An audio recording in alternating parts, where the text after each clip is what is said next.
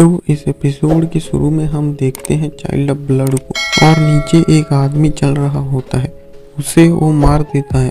फिर एम्परर सोचता है मेरी चोट ठीक करने के लिए मुझे उनकी की और ब्लड चाहिए। फिर वो जा रहा होता है कि उसे किसी की फील होती है। वो सोचता है क्या यहाँ कोई मास्टर है और नीचे कुछ गार्ड खड़े होते हैं। फिर वो एक घर के पास जाता है और देखता है कि काई फैमिली का लीडर बोल रहा होता है, एल्डर जेन आप यहाँ सुन फैमिली के लीडर के साथ कैसे आए, क्या कोई समस्या हो गई? तो वो बोलता है तुम जानते ही हो कि क्यूयान फैमिली ने मेरे एक स्टूडेंट को मार डाला है। काई रोंग बोलता है उसे तो लू फैमिली ने मारा है ना। तो एल्डर बोलता है तुम्हें लगता है कि वो वैसा कर भी सकते हैं? यूइंग वैली और क्यूयान फैमिली बहुत वक्त से लड़ रहे हैं पर अभी तक किसी ने पहला हमला नहीं किया था, लेकिन अभी क्यूयान फैमिली ने लू फैमिली के साथ मिल के मेरे एक स्टूडेंट को मार दिया। तुम्हें लगता है मुझे नहीं पता कि अब क्या होने वाला है?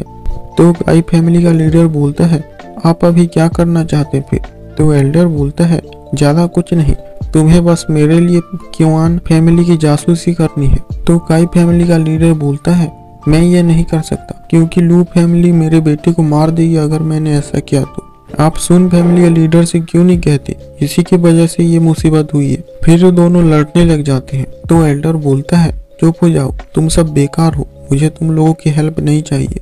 फिर सुन फैमिली का लीडर बोलता है एल्डर लू फैमिली से कौन निपटने वाला है? तो एल्डर बोलता है चिंता मत करो, इसे यूमिंग वैली का एक स्टूडेंट करेगा और वो अभी mountain of the black wind में है। ये जगह का नाम सुन के एम्परर बहुत चौंक जाता है और तभी उसी वक्त एल्डर उसे देख लेता है और उस पर अटैक कर देता है, पर एम्परर जैसे तैसे वहां से भागने में कामयाब हो जाता है। फिर वो चाइल्ड ऑफ ब्लड एम्परर के पास आके उसके बॉडी में चला जाता है। फिर वो सोचता है अच्छा हुआ मैं वहां से भाग गया, वरना वो तो मुझे खत्म ही कर देता। मैंने सोचा नहीं था कि मैं इतने ताकतवर आदमी से मिलूंगा। लगता है मुझे अपनी पावर बढ़ानी होगी।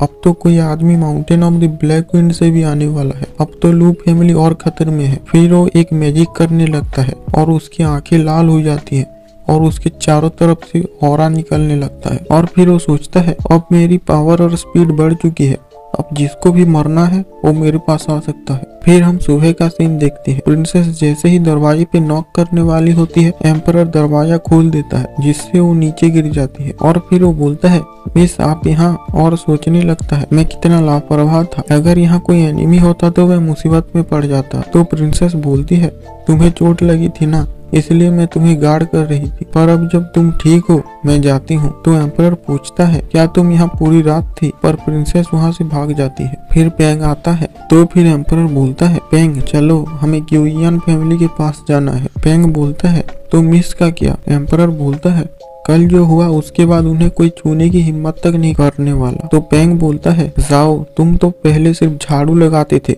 और अब तुम कितने टैलेंटेड हो गए। एम्परर सोचता है अबे वो मैं नहीं था। फिर वो क्यूयान हाउस में पहुंचते हैं।